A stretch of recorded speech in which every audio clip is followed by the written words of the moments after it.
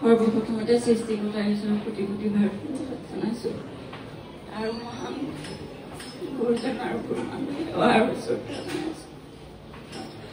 মোৰ নাম অঞ্জলি কোঁৱৰ, মই চাবুৱা মন্দিৰৰ পৰা আহিছোঁ। মোৰ এটা ডাঙৰ আছে।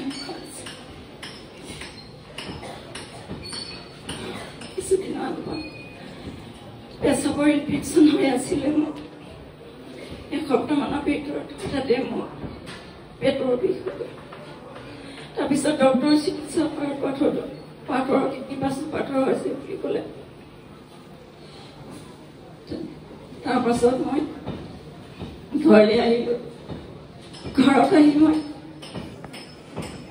মোৰ স্বামী আৰু মোৰ সন্তান আৰু মোৰ ওচৰৰ বিশ্বাসী তাক দেখি লগত মই প্ৰাৰ্থনাত সহভাগিতা হ'লোঁ। আৰু তাৰ পিছদিনা মই ডিব্ৰুগড়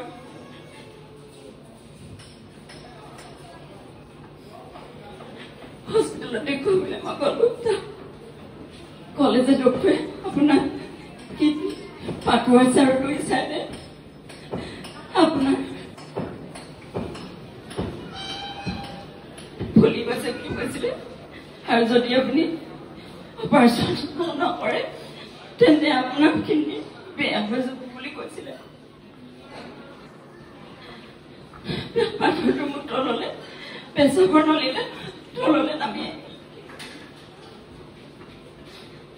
তাৰপাছত মই পৰীক্ষা কৰাৰ পাছত ডক্টৰে ৰিপৰ্ট দিম বুলি ক'লে। আপেল ৰিপৰ্ট ডক্টৰে আপোনাৰ পাথৰ 10.7 পাথৰ 2 এদিনৰ ভিতৰত ওলাই গ'ল বুলি ক'লে।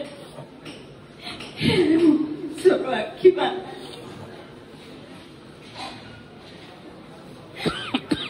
আৰু বহু ভাগ্য